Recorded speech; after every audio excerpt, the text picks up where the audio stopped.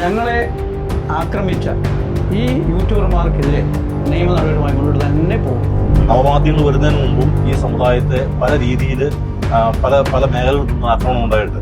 ആ ആക്രമണങ്ങളെല്ലാം അതിജീവിച്ചുകൊണ്ട് മുമ്പോട്ട് പോകുന്ന ഒരു സമുദായമാണ് ഗ്രാനായ സമൂഹം. ഗ്രാനായ സമുദായത്തെ സംബന്ധിച്ചോളം എൻഡോഗമി സംരക്ഷിച്ചുകൊണ്ട് പോകുന്ന ഒരു പ്രത്യേക ദൈവത്താൽ തിരഞ്ഞെടുക്കപ്പെട്ട ഒരു വിഭാഗമാണ്. ഈ പറയുന്ന ചാനലിലൂടെയുള്ള പ്രചരണത്തിലൂടെ ഞങ്ങളെ തകർക്കാനോ തച്ചുടയ്ക്കാനോ ഇല്ലാതാക്കാനോ പരിശ്രമിച്ചാൽ അത് സാധ്യമല്ല. ഏതാണ്ട് 21 പരം യൂട്യൂബർമാർ 400-450ഓളം പോസ്റ്റുകൾ ഇതുമായി ബന്ധപ്പെട്ട് ഇടുകയുണ്ടായി.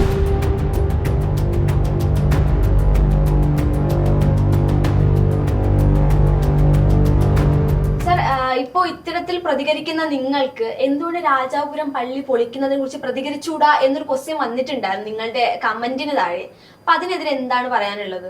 രാജാപുരം പള്ളി ഇവരാവശ്യപ്പെടുന്നത് 1942 കോട്ടയത്ത് നിന്നൊരു സംഘടിത കുടിയേറ്റം മലബാറിലേക്ക് നടക്കുന്നത്. അപ്പോൾ 1942 അവിടെ ഒരു പള്ളി പണിതു. അതിപ്പോൾ എനിക്ക് തോന്നുന്നു അവിടുത്തെ മൃഗാശുപത്രിയും ഒക്കെ ഇവിടെ സ്ഥിതി ചെയ്യുന്ന ആ ഭാഗത്തായിരുന്നു.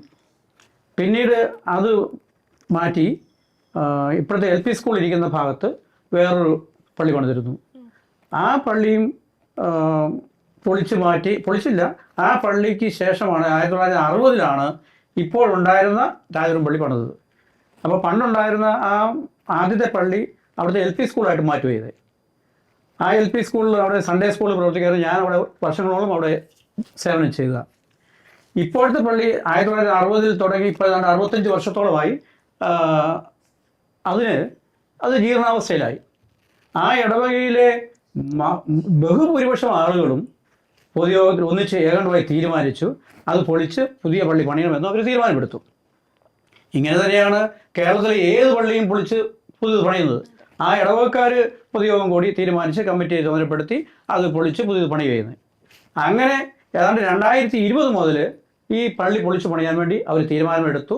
അപ്പോൾ ഇടവകയിലെ ചുരുക്കം ചില ആളുകൾ അതിനെതിരെ അത് പൂർവ്വപിതാക്കന്മാരുടെ കാലത്ത് എന്ന് പറഞ്ഞാൽ കുടിയേറ്റ പിതാക്കന്മാരുടെ കാലത്ത് പണിതാണ്, ശരിയായിരിക്കാം, അവരുടെ ഭാഗമായിട്ടുണ്ടായിരിക്കാം. പക്ഷേ ഇത് 3ാമത്തെ പള്ളിയാണ് അത് പൊളിച്ച് ഇനി പുതുക്കി പണിയാൻ പോകുന്നത് 4ാമത്തെ പള്ളിയാണ്. ആ പള്ളി ഇത് പൊളിക്കാതെ മറ്റൊരു പള്ളി പണിയാൻ അവിടെ സ്ഥല സൗകര്യങ്ങളില്ല. അത് അവിടുത്തെ ആളുകൾ എല്ലാം കൂടി തീരുമാനിച്ച് ഒന്നിച്ചെടുത്ത തീരുമാനമാണ്. അതിൽ ചുരുക്കം ചില ആളുകൾ അതിനോട് വിയോജിപ്പും രേഖപ്പെടുത്തിയിട്ടുണ്ട്. എന്നല്ലാണ്ട് അവിടെ ഒരു വലിയ ആളുകൾ ഈ പള്ളി പൊളിക്കുന്നതിന് യാതൊരു വികാരവും അവിടെ ഇല്ല. അതാണ് അവിടെ സത്യാവസ്ഥ. പക്ഷേ ഇപ്പോൾ അവിടെ നല്ല രീതിയിൽ തന്നെയാണ് പോയിക്കൊണ്ടിരിക്കുന്നത്. പിന്നെ അതിനെ പ്രതിഷേധിച്ചു എന്ന് പറയുന്നത് ഞങ്ങൾക്ക് ഇവിടെ വാട്സപ്പിലൂടെ അല്ലെങ്കിൽ വീഡിയോയിലൂടെ കാണാൻ സാധിച്ചു. 50 താഴെ ആളുകളാണ്. ആ ഇടവക്കാർ മാത്രമല്ല, ആ പ്രദേശത്തുള്ള നാനാജാതി മതസ്ഥരെ കൂട്ടി അവർ ചില പ്രതിഷേധങ്ങളൊക്കെ നടത്തിയിട്ട് കാണുന്നു. അതൊക്കെ വളരെ ചുരുക്കം ആളുകളുടെ മാത്രമേ ഉള്ളൂ. അല്ലാണ്ട് ഈ പറഞ്ഞ കാര്യത്തിൽ യാതൊരു അടിസ്ഥാനവുമില്ല. അവർ ശരിയായ രീതിയിൽ തീരുമാനിച്ച് ശരിയായ രീതിയിൽ തന്നെയാണ് കാര്യങ്ങൾ പോയിക്കൊണ്ടിരിക്കുന്നത്. അങ്ങനെ ഒരു കാര്യത്തിന് പ്രതികരിക്കേണ്ട ആവശ്യമില്ല എന്നാണല്ലേ? തീർച്ചയായിട്ടും ഇത് എന്തുകൊണ്ടാണ് ഇത് ഒരു പള്ളി പൊളിക്കുന്നതുമായിട്ട് ബന്ധ പ്രതികരണം എങ്ങനെ ഉണ്ടാകണ്ടേ? പള്ളിയായിട്ട് ബന്ധപ്പെട്ട് നിൽക്കുന്ന ആൾക്കാരറിയാതെ, വിശ്വാസികൾ അറിയാതെ വെളിയിൽ നിന്ന് ആരെങ്കിലും വന്ന് പള്ളി പൊളിച്ചു എങ്കിലുള്ളതാണ് പ്രതിഷേധത്തിൻ്റെയും മറ്റിൻ്റെ കാര്യങ്ങളുള്ളൂ. ഇപ്പോൾ ഈ പള്ളി പൊളിച്ചതിൻ്റെ പശ്ചാത്തലം ഇപ്പോൾ സാറോട് പറഞ്ഞു കഴിഞ്ഞു. കുടിയേറ്റ കാലത്ത് ആദ്യം പണിത പള്ളി അത് സഫീഷ്യൻ്റ് അല്ലാതെ വന്ന സമയത്ത് രണ്ടാമത് വേറെ ആ സ്ഥലമേ മാറ്റി വേറെ സ്ഥലത്ത് പുതിയ പള്ളി പണിതിരുന്നു. അത് കഴിഞ്ഞ് ആ പള്ളി മാറ്റി ഇത് 3ാമത്തെ പള്ളി പണിതു. ഇത് ഇപ്പോൾ ഏകദേശം ഈ പള്ളി തന്നെ എനിക്ക് തോന്നുന്നത് 65 വർഷത്തോളമായിട്ടുള്ളൂ. അപ്പോൾ അത് ജീർണാവസ്ഥയിലാണ്, അത് നനയുന്നു. അപ്പോൾ അന്നത്തെ സാഹചര്യത്തിൽ ചെയ്ത പള്ളിയാണ്. അപ്പോൾ അങ്ങനെ അത് ഇപ്പോഴത്തെ ആൾക്കാരുടെ എണ്ണവും ബാക്കിയുള്ള കാര്യങ്ങൾ സഫീഷ്യൻ്റ് അല്ല, അതിൻ്റെ ജീർണ അവസ്ഥയിലാണ് ഇപ്പോൾ പള്ളിയുള്ളത്. അപ്പോൾ അതുകൊണ്ട് ആ പള്ളിയിലുള്ള പൊതുയോഗം, പള്ളിയിലെ അംഗങ്ങൾ വികാരിച്ചനുമായിട്ട് ചേർന്ന് പൊതുയോഗം കൂടി പള്ളി പുതുക്കി പണിയാൻ തീരുമാനിക്കുന്നു. അങ്ങനെ അതിന് പ്രകാരം പള്ളി യോഗ തീരുമാനം അനുസരിച്ച്, അല്ലാണ്ട് വെളിയിൽ നേരം വന്ന് പൊളിച്ചതല്ല.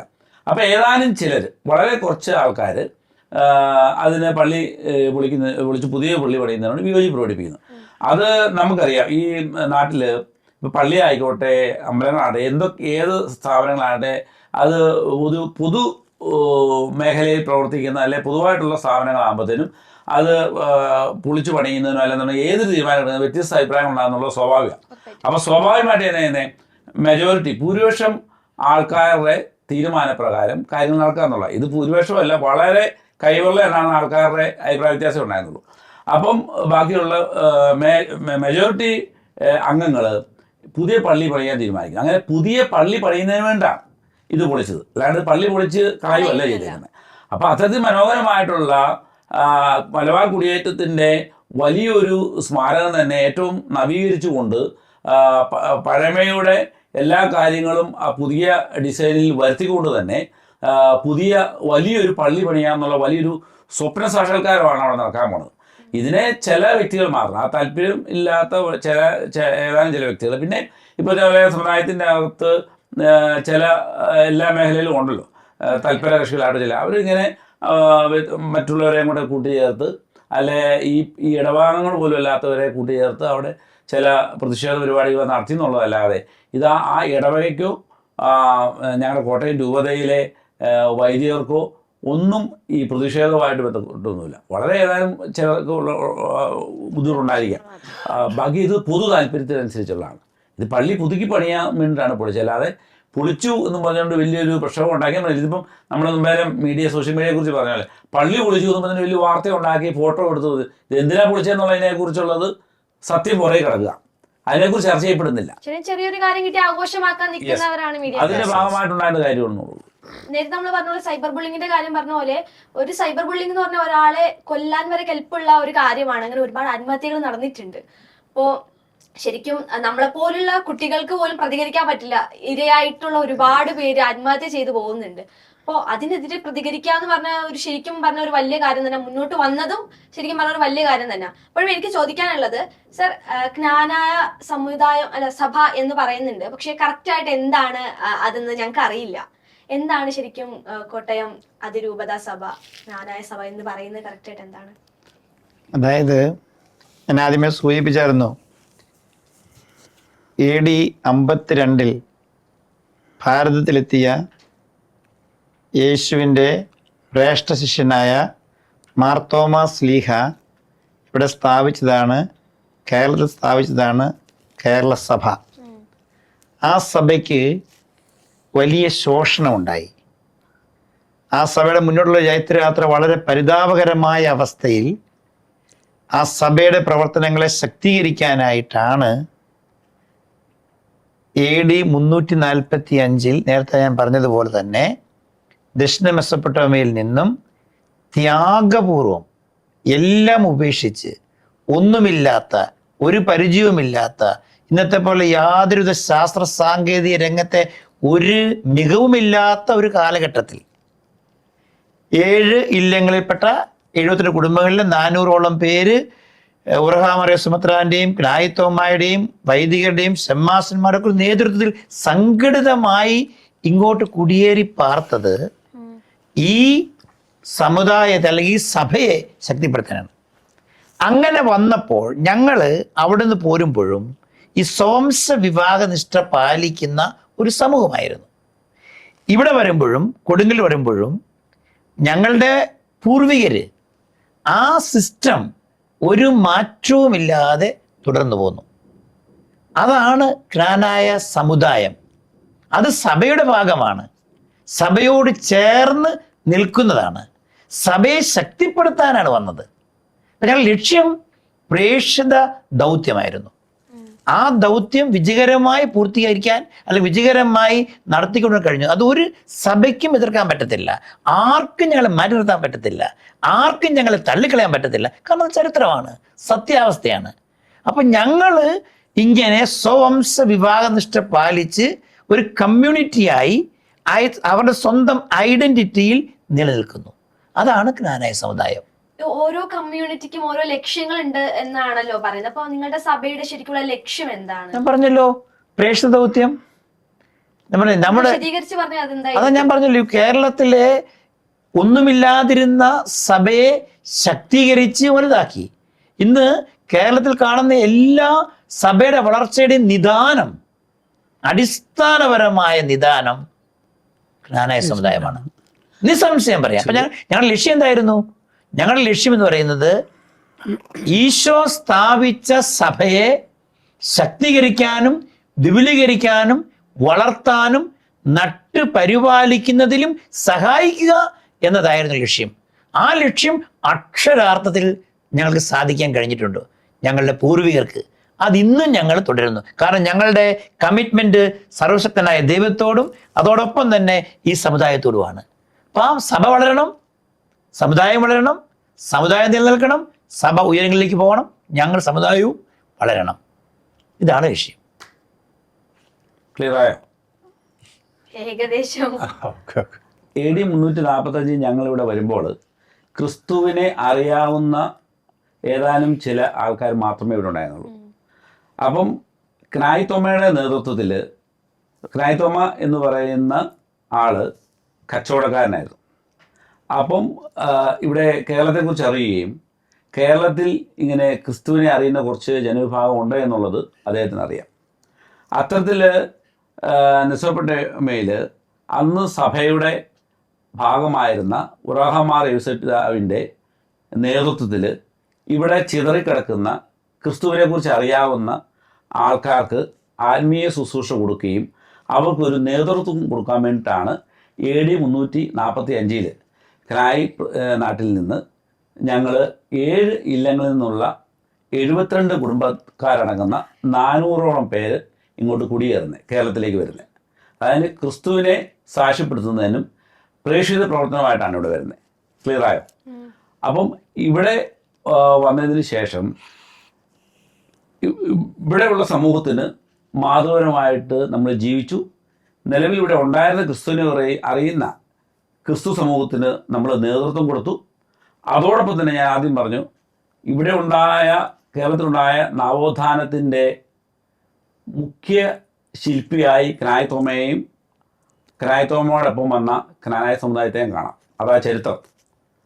പക്ഷേങ്കിൽ ഇന്ന് എന്തുമാത്രം ആൾക്കാർ അതിനെക്കുറിച്ച് പറയുന്നുണ്ടോ എന്നുള്ളതിനെക്കുറിച്ച് നമുക്ക് പറയാൻ പറ്റത്തില്ല. കാരണം ചരിത്രങ്ങൾ വായിച്ചു കഴിയുമ്പോൾ ചരിത്ര പുസ്തകങ്ങളൊക്കെയും ക്നായിത്തോമയെക്കുറിച്ചും ക്നാനായ സമുദായത്തെക്കുറിച്ചും പറയുന്നുണ്ട്. അപ്പോൾ അത്തരത്തിൽ ഞങ്ങളിവിടെ വരുമ്പോൾ അന്നത്തെ ഇവിടുത്തെ രാജഭരണമായിരുന്നു.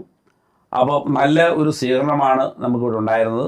അത്തരത്തിൽ സമൂഹത്തിൻ്റെ ഭാഗമായ സമൂഹത്തിൻ്റെ ഉപ്പായി മാറുന്നതിനും ഇവിടെ രാജകീയ കാര്യങ്ങൾ തൊട്ട് ബാക്കി കൃഷി മേഖല തൊട്ട് വ്യവസായ മേഖല തൊട്ട് എല്ലാ മേഖലകളിലും ക്നാനായ സമുദായം ഞങ്ങളുടെ സാന്നിധ്യം ഉണ്ടായിരുന്നു.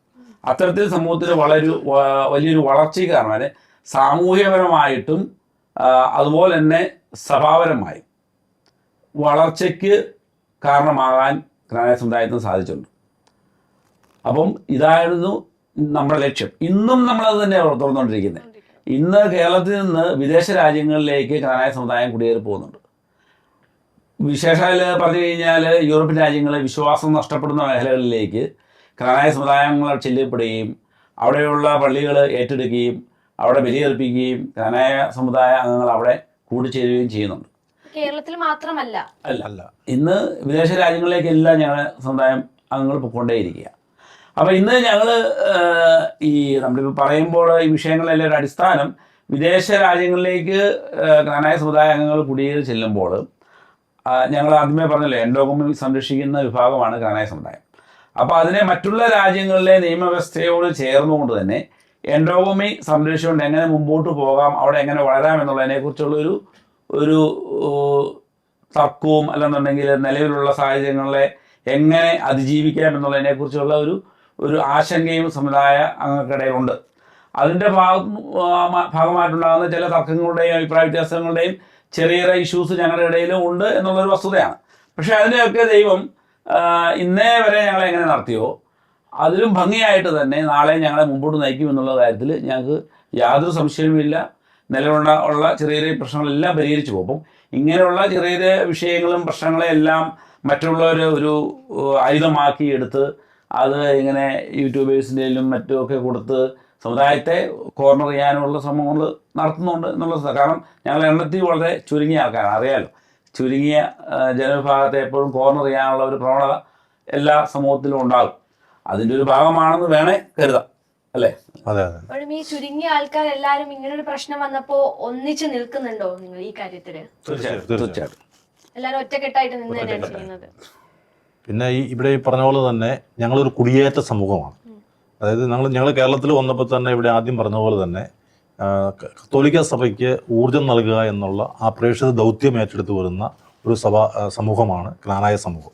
ഇന്ന് ഇവിടുന്ന് പല പള്ളികളും ഇന്ന് വേറെ പല പള്ളികളും ഇന്ന് പല കത്തോലിക്ക സഭയിൽ വിശ്വാസത്തിൽ ആരാധന നടക്കുമ്പോൾ ഇന്ന് ഞങ്ങൾ വിദേശ രാജ്യങ്ങളിൽ ഞങ്ങളുടെ ആളുകൾ പോയി അവിടെ ആളുകളില്ലാത്ത ഇടവകൾ ഏറ്റെടുത്ത് പള്ളികൾ ഏറ്റെടുത്ത് ആരാധനക്രമം കത്തോലിക്ക സഭയെ പരിപോഷിക്കുന്നതിന് വേണ്ടി യേശുക്രിസ്തുവിൻ്റെ വഴിയിൽ കൂടി പോകുന്ന ഒരു സമൂഹമായിട്ടാണ് ഞങ്ങൾ മുമ്പോട്ട് പോയിക്കൊണ്ടിരിക്കുന്നത്. ശരിക്കും മറ്റു സമുദായത്തിൽ നിന്നും വ്യത്യസ്തമാക്കുന്നതും നിങ്ങൾ ഇത് തന്നെയായിരിക്കും. തീർച്ചയായിട്ടും. അപ്പൊ സാർ, ശരിക്കും ഇത്രയും നേരം സംസാരിച്ചതിലൂടെ എനിക്ക് മനസ്സിലായ ഒരു കാര്യം എന്ന് പറയുന്നത്, നിങ്ങളുടെ സമുദായത്തിനെതിരെ മനഃപൂർവ്വം അപകീർത്തിപ്പെടുത്താനായിട്ട് കുറെ പേര് ഒത്തുകൂടുന്നു, കുറെ കാര്യങ്ങൾ ആരോപണങ്ങൾ ഉന്നയിക്കുന്നു. ശരിക്കും അതിനെതിരെ നിങ്ങൾ പ്രതികരിക്കുന്നു. ഇതിന്റെ യൂട്യൂബർമാരായിട്ട് പറയുന്നു, പക്ഷെ അതിന്റെ പിന്നിൽ ആരൊക്കെയുണ്ട്, ഏതൊക്കെ ശക്തികളുണ്ട് എന്നൊന്നും നമുക്കറിയില്ല. അപ്പൊ അതൊക്കെ കണ്ടുപിടിക്കാനും അതിനൊക്കെ പ്രതികരിക്കാനുമാണ് ഇപ്പൊ ശരിക്കും നിങ്ങൾ നിൽക്കുന്നത്. നിയമപരമായും അല്ലാതെയും ഒക്കെയാണ്. അപ്പോ സർ, എന്താണ് ശരിക്കും ലാസ്റ്റ് ആയിട്ട് എന്താണ് പറയാനുള്ളത് അവസാനമായിട്ട്? അല്ല, അതിപ്പോൾ ഇത്രയേ ഉള്ളൂ. നിയമപരമായിട്ട് നമ്മളിപ്പം ഒരു 21 യൂട്യൂബർമാരെ നമ്മൾ കണ്ടെത്തിയല്ലോ. ഭാവിയിൽ അനാവശ്യമായിട്ട് ഒരു സമുദായത്തെയും വ്യക്തികളെയും ആരും ഈ രൂപത്തിൽ ആക്രമണം നടത്താൻ പാടില്ല. അപ്പം അതുകൊണ്ട് ഒരു മാതൃകാ പ്രവർത്തനം നൽകി തന്നെയാണ് ഞങ്ങൾ ഈ രീതിയിൽ ഞങ്ങൾ കണ്ടെത്തിയ ഈ 21 യൂട്യൂബർമാർക്കെതിരെയും നിയമ നടപടികളുമായിട്ട് മുന്നോട്ട് പോകുക എന്നുള്ളത് ഞങ്ങൾ ഉറച്ച തീരുമാനമാണ്. അതിനല്ലേ നമ്മളെല്ലാവരും ശക്തമായി എടുത്ത. തീർച്ചയായിട്ടും ഞങ്ങൾ ഈ കാര്യത്തിൽ പിന്നോട്ട് പോകുന്ന പ്രശ്നമില്ല. കാരണം ഇതൊരു മാതൃകാപരമായി ഞങ്ങളുടെ ലക്ഷ്യത്തിൻ്റെ ഒരു ഭാഗമാണ്. ക്നാനായ സമുദായ ലക്ഷ്യത്തിൻ്റെ ഒരു ഭാഗമെന്ന നിലയിൽ ഇത്തരത്തിലുള്ള അനീതിക്കെതിരെ പ്രതികരിച്ച് പ്രവർത്തിച്ച് സമൂഹത്തിന് നന്മയും മാതൃക ഉണ്ടാകണം. മറ്റാരും ഇതുപോലെ അവമാനിക്കപ്പെടാൻ പാടില്ല. അതുകൊണ്ട് ഇതിൻ്റെ പിന്നിൽ ഏത് ശക്തിയാണെങ്കിലും അവരെ തിരിച്ചറിഞ്ഞ് കണ്ടറിഞ്ഞ് സമൂഹത്തിന് മുൻപിൽ കൊണ്ടുവരികയാണെങ്കിൽ ഈ നിയമപരമായ രീതിയിൽ പോയാലേ സാധിക്കുകയുള്ളൂ. അതുകൊണ്ട് വിട്ടുവീഴ്ചയില്ലാത്ത ഒരു സമീപനമായിരിക്കും നമ്മുടെ ഭാഗത്തു നിന്ന് ഉണ്ടാവുക. അത് പൊതുസമൂഹത്തിന് ഒരു നന്മയ്ക്ക് കാരണമായി ഭവിക്കുമെന്ന ഉറച്ച ബോധ്യത്തോടുകൂടി ഞങ്ങളുടെ ചുവടുകൾ മുൻപോട്ട് വെച്ചിരിക്കുകയാണ്. പിന്നോട്ടില്ല. എന്തായാലും സർ, ഒറ്റക്കെട്ടായിട്ട് നിന്നിട്ട് അതൊക്കെ തന്നെ നിങ്ങൾ പറയുന്നത് പോലെ സാധിക്കട്ടെ എന്ന് ഞാനും ആശംസിക്കുന്നു. അപ്പൊ ഇത്രയും നേരം സംസാരിച്ചതിൽ ഒരുപാട് സന്തോഷം. ഓക്കെ, നന്ദി, നമസ്കാരം.